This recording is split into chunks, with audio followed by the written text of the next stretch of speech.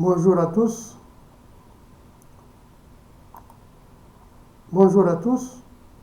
Nous allons parler cette fois-ci de l'isolation, un sujet très important concernant l'isolation des maisons contre, la, contre le froid et contre la chaleur aussi.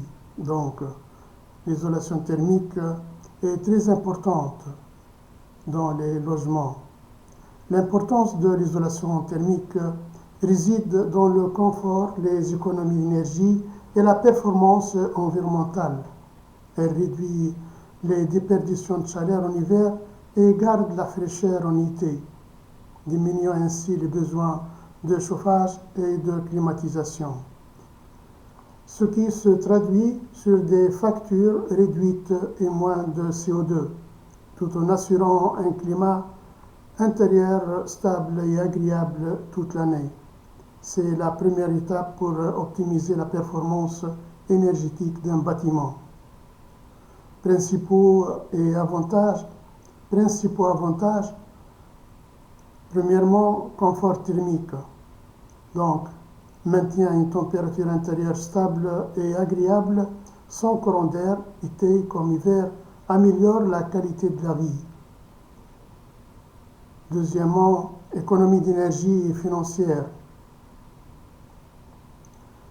Diminue la consommation de chauffage et de climatisation qui représente une part importante des dépenses énergétiques, réduisant ainsi les factures. Réduire la consommation d'énergie contribue ainsi à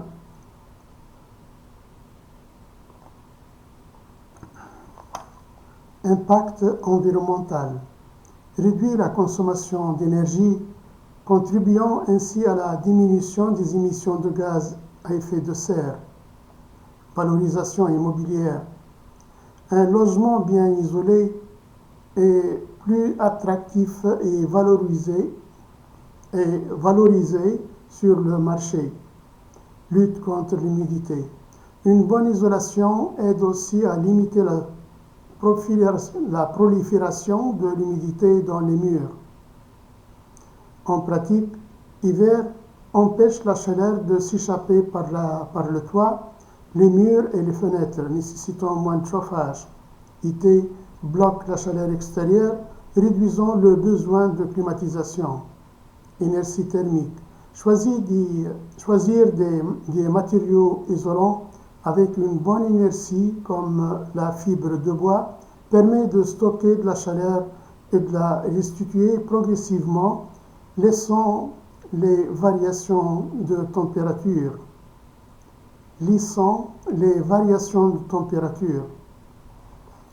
Donc, on va continuer à parler des avantages de l'isolation thermique. Donc,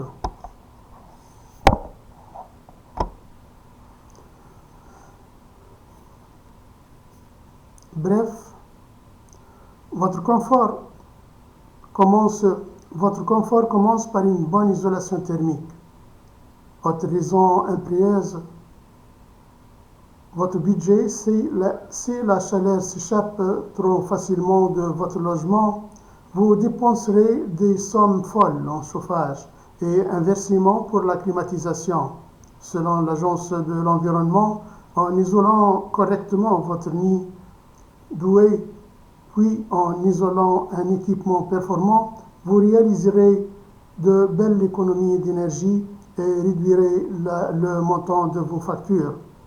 Bénéfice collatéral, vous agirez en faveur de l'environnement, fin de gaspillage, en choisissant un système de chauffage faisant la part belle aux énergies renouvelables, pompe à chaleur par exemple. Vous diminuerez d'autant l'empreinte carbone de la maison.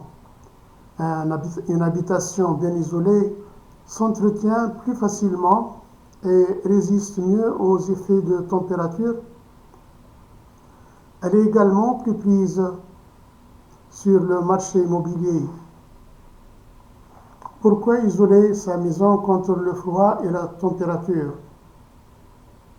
Pourquoi isoler sa maison contre le froid et la chaleur? Comment ne pas laisser la chaleur s'échapper? Vous imaginez-vous grelotter dans une maison en plein hiver, les doigts gelés et les pieds froids. Une habitation mal isolée est souvent très humide et laisse circuler le courant d'air. À l'inverse, elle ne vous protège pas de la chaleur en plein été, de quoi fondre sur place en période de canicule. Bref, votre confort commence une bonne isolation thermique. Autre raison impérieuse, votre budget. Si la chaleur s'échappe trop facilement de votre logement, vous dépenserez des sommes folles en chauffage et inversement pour la climatisation. Selon l'Agence de l'environnement, en isolant correctement votre nid doué, puis en isolant un équipement performant, vous réaliserez de belles économies d'énergie et réduirez le montant de vos factures. Bénéfice collatéral, vous agirez en faveur de l'environnement. Fini le gaspillage en choisissant un système de chauffage faisant la part belle aux énergies renouvelables. Pompe à chaleur par exemple, vous diminuerez d'autant d'empreinte carbone de la maison. Une habitation bien isolée s'entretient plus facilement et résiste mieux aux effets de temps. Elle est également plus prisée sur le marché immobilier que vous souhaitez vendre ou louer. Vous aurez à produire un DPE, diagnostic de performance énergétique. S'il n'est pas favorable, vos beaux projets risquent de tomber à l'eau. Alors, pour une isolation thermique, par où commencer? Voici quelques points essentiels pour vous mettre sur la bonne voie. Comprendre l'isolation thermique pour améliorer le confort de la maison. L'un des principes incontournables de la physique de la recherche d'équilibre, une différence de température entre deux milieux aura donc tendance à disparaître rapidement si la séparation n'est pas hermétique. L'énergie véhiculée par l'air chaud se déploiera dans le système plus froid pour le réchauffer. En résumé, la chaleur produite par votre système de chauffage s'échappera vers l'extérieur en hiver, tandis que la canicule d'été chassera la fraîcheur de votre logement. L'isolation thermique a pour but de limiter ces échanges de température.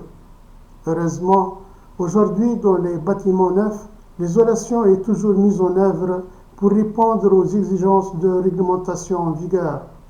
Quelles sont les deux grandes méthodes d'isolation thermique?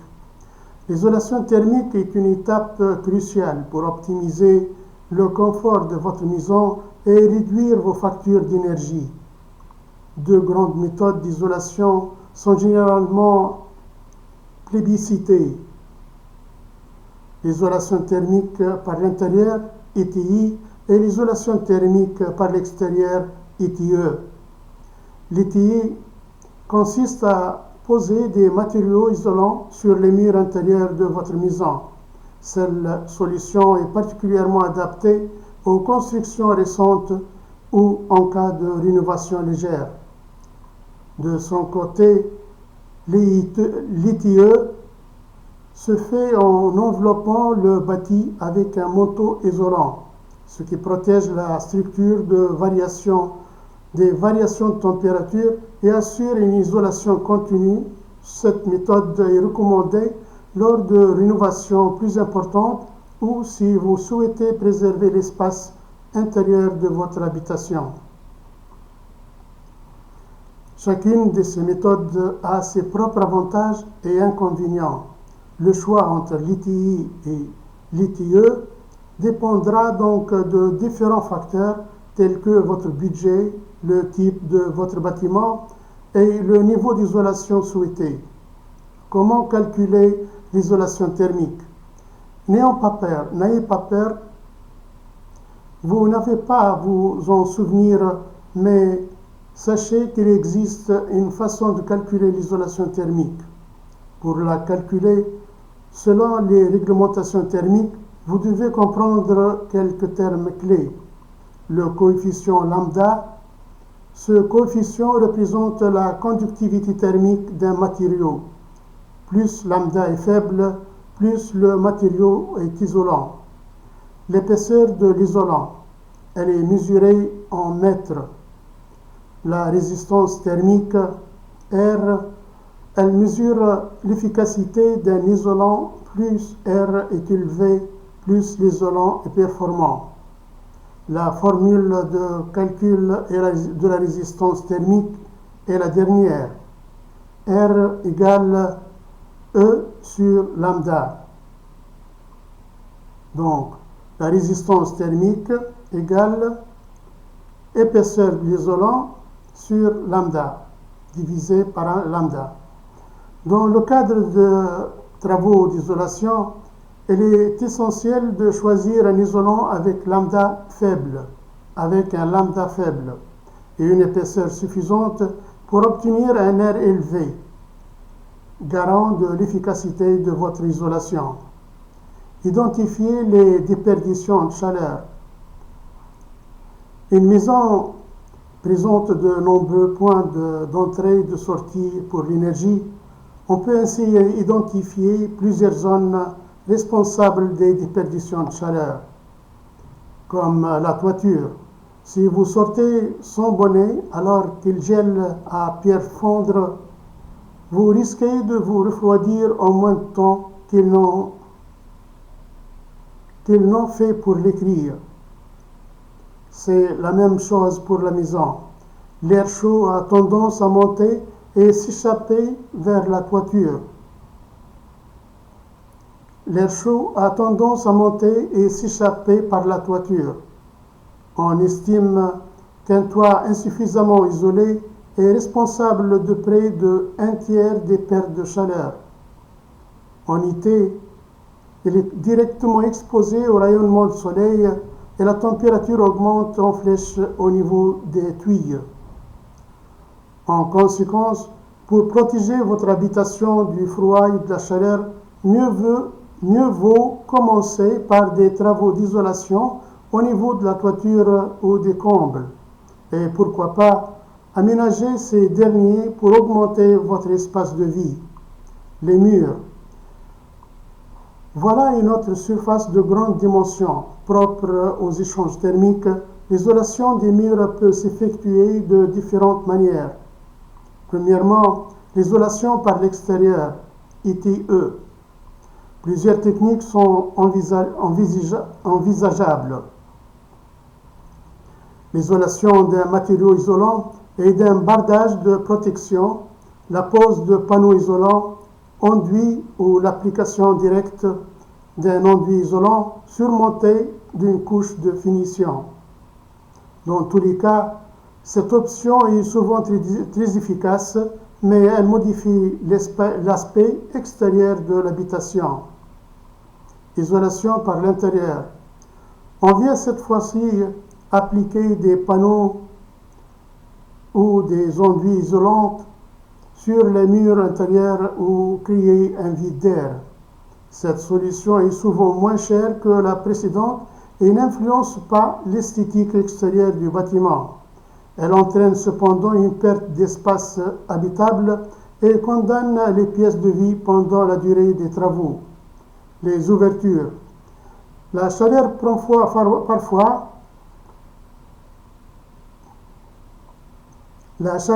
parfois le chemin le plus visible.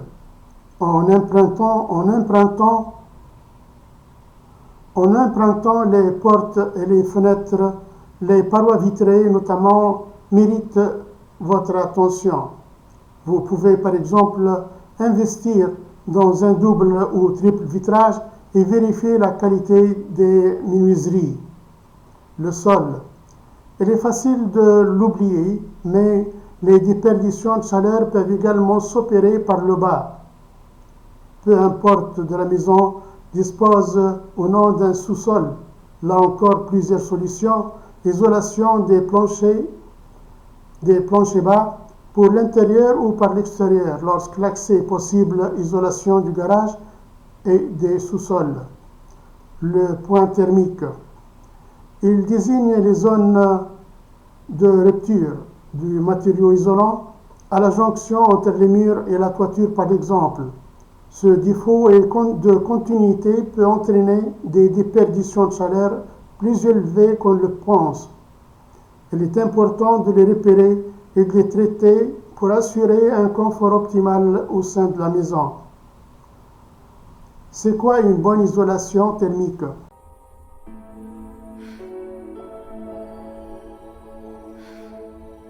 Le rôle des matériaux isolants. Les matériaux isolants sont destinés à bloquer les échanges thermiques entre l'intérieur et l'extérieur du logement pour réduire sa consommation d'énergie. Plusieurs indicateurs permettent d'en évaluer l'efficacité, parmi lesquels le coefficient de conductivité thermique, lambda.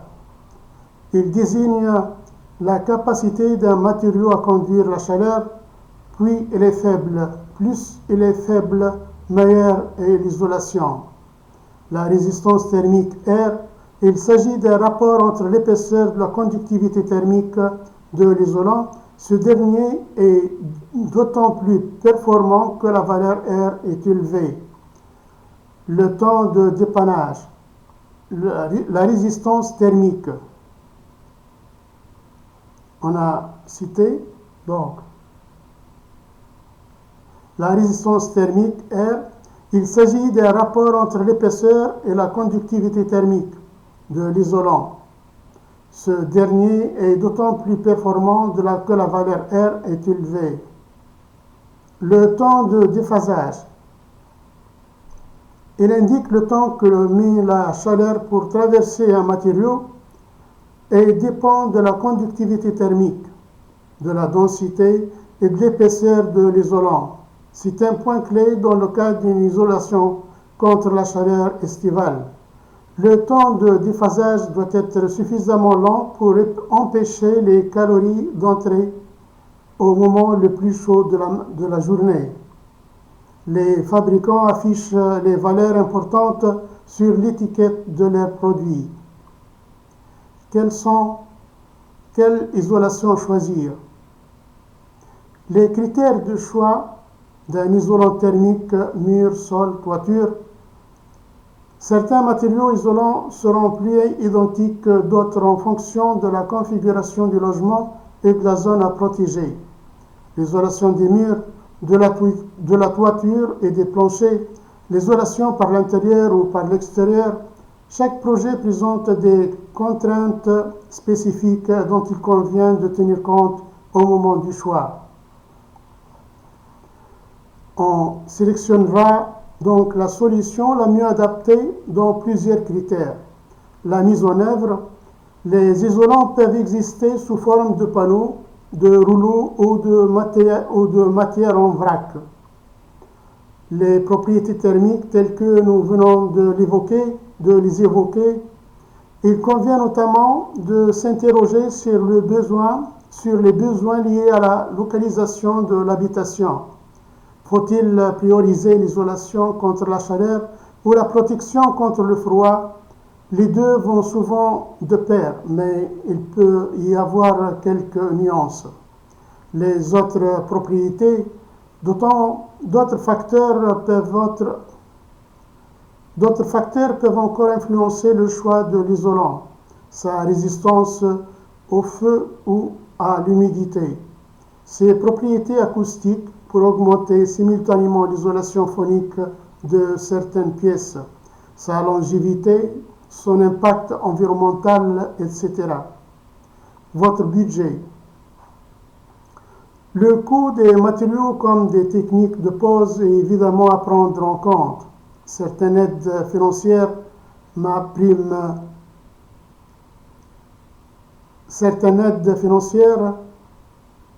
peuvent être accordées pour certains travaux d'isolation de la résidence principale, isolation des murs, des rampes, de toiture, etc. En fonction de votre niveau de revenu et conditions de ressources, pensez à réactualiser vos informations régulières. Pensez à réactualiser vos informations régulièrement.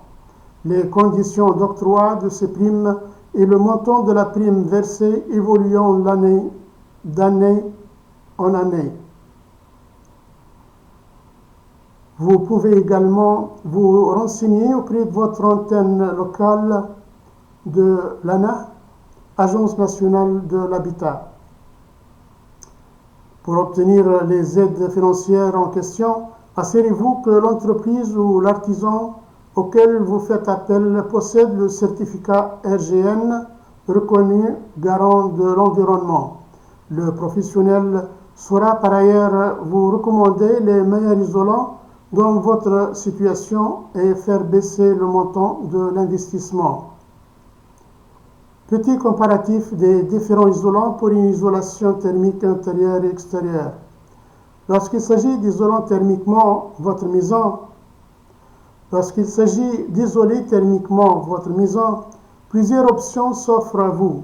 Les matériaux isolants se déclinent en 3 grandes catégories. Ceux issus des minéraux, ceux issus de la pétrochimie et les isolants biosourcés. Les isolants minéraux, ils sont généralement fabriqués à partir de matériaux naturels comme la roche ou le sable. Ces isolants ont une bonne résistance thermique et sont assez durables. Les isolants issus de la pétrochimie, ils sont fabriqués à partir de produits dérivés du pétrole. Ces isolants sont généralement très efficaces pour bloquer le flux thermique, mais ils peuvent dégager des fumées toxiques en cas d'incendie. Les isolants biosourcés, ils sont fabriqués à partir de matériaux renouvelables comme le bois, le liège ou la paille. Ces isolants sont une alternative écologique et durable aux isolants traditionnels. Chaque type d'isolant a ses propres caractéristiques techniques. Il est donc essentiel de choisir celui qui correspond le mieux à vos besoins. Donc, nous allons vous montrer un petit paragraphe sur la différence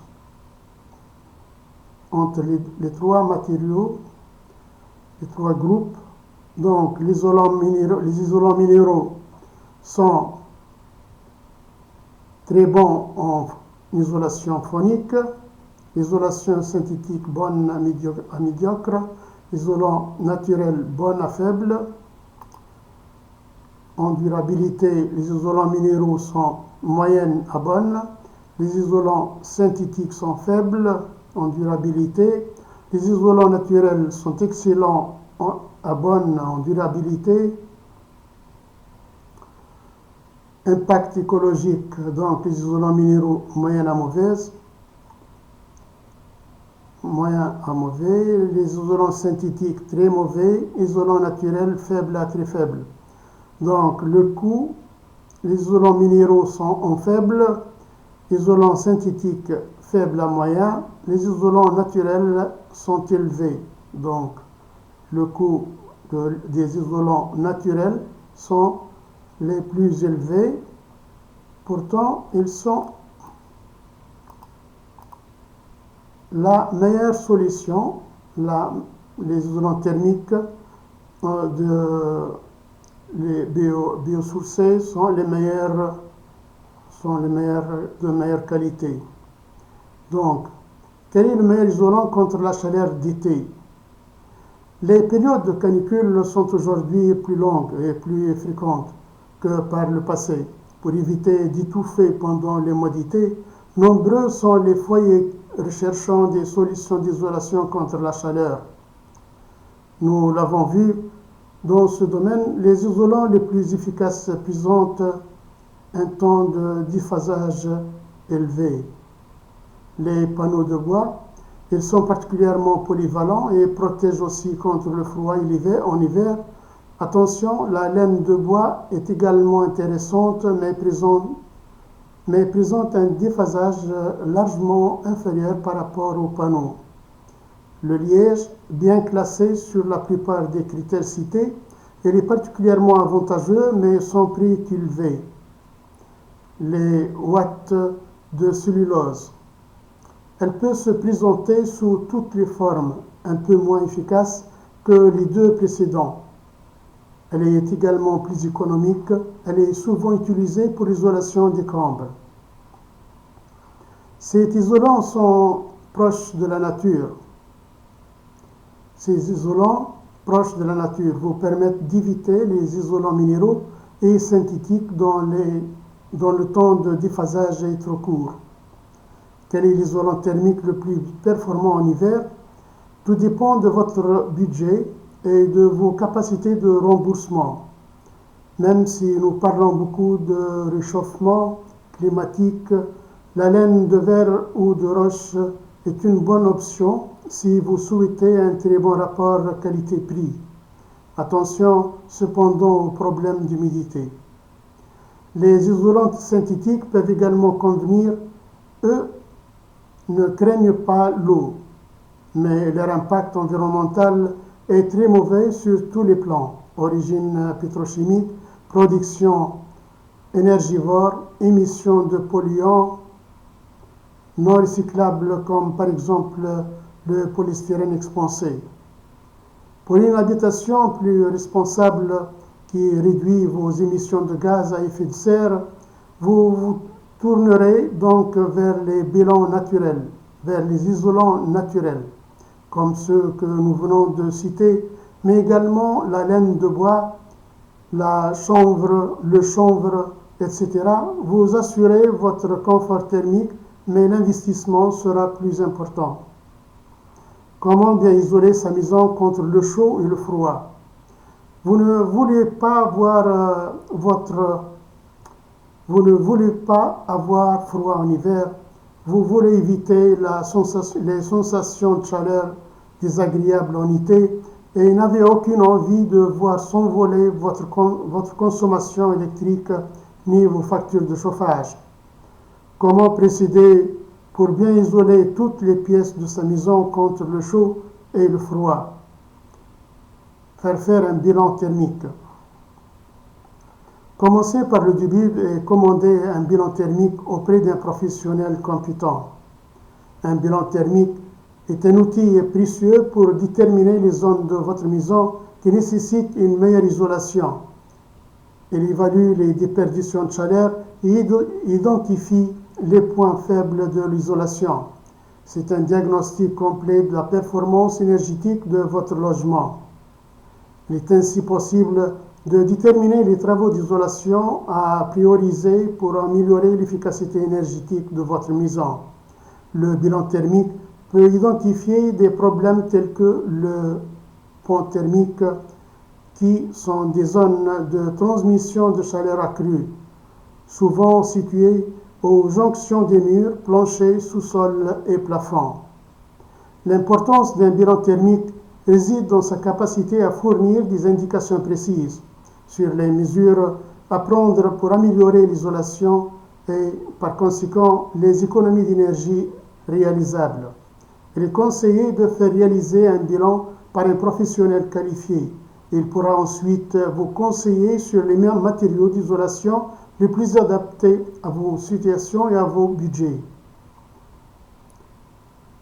Planifiez les travaux d'isolation. Résumons l'ensemble des points précédents dans un processus clair et écologique. Définissez l'ordre des priorités. Il est également conseillé de commencer par le toit, en organisant l'isolation des combles qui constitue la principale source de déperdition thermique, puis d'isoler des murs et le sol. Choisissez une technique et les matériaux isolants à chaque partie de la maison. La sélection des matériaux doit se faire en fonction de leur résistance thermique, de leur durabilité et de leur compatibilité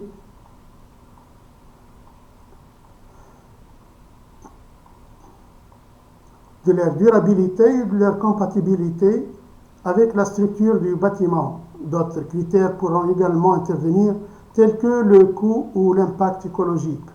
Faites appel à un installateur qualifié pour réaliser les travaux. Un installateur certifié RGE, reconnu garant de l'environnement, vous assurera une installation conforme aux normes en vigueur et vous permettra de bénéficier des aides financières si vous êtes éligible. À noter, si la rénovation énergétique de l'habitation intervient dans le cadre d'un achat, vous pouvez demander à inclure le coût des travaux dans votre crédit immobilier. La planification soignée du chantier vous aidera à optimiser l'efficacité énergétique de votre maison, à améliorer votre confort et à réaliser des économies à long terme. Quelques conseils additionnels pour une isolation réussie contre la chaleur et le froid. Outre le choix des techniques et des matériaux, d'autres aspects demandent une attention particulière pour une isolation réussie. La qualité des finitions. Des interventions soignées et des isolants posés de manière aussi homogène que possible élimineront les pans thermiques qui constitueront autant de points de fuite pour la chaleur. La ventilation. Un système de ventilation efficace est essentiel pour garantir la bonne qualité de l'atmosphère intérieure en renouvelant l'air et en évacuant l'humidité. L'orientation. Si vous envisagez la rénovation de vos fenêtres, prenez en compte leur orientation. Les parois vitrées orientées au sud peuvent être équipées de filtres solaires pour limiter l'augmentation de température en été. Le double vitrage. Le double usage. N'oubliez pas de prendre en compte le fait que certains matériaux comme les panneaux ou la laine de bois offrent à la fois une bonne isolation thermique en hiver et une protection contre la chaleur de l'été. Le rôle des accessoires. Les solutions les plus évidentes comptent parfois parmi les plus efficaces. Installer des rideaux, des volets aux fenêtres et des kits d'isolation au bas des portes. La nature peut également devenir une alliée précieuse dans votre projet de rénovation énergétique. Les arbres du jardin offrent ombre et fraîcheur au plus fort de l'été. Les murs végétalisés à l'aide de plantes grimpantes bénéficient d'une protection naturelle contre la chaleur. Une dernière étape pour un maximum de confort. Votre maison est maintenant bien émitouflée dans ses couches d'isolant, à l'abri du trop froid, du trop chaud et des courants d'air, mais ne vous manque-t-il pas un dernier élément pour garantir votre confort? Bingo! Il vous reste à installer un système de chauffage performant, économique et si possible polyvalent.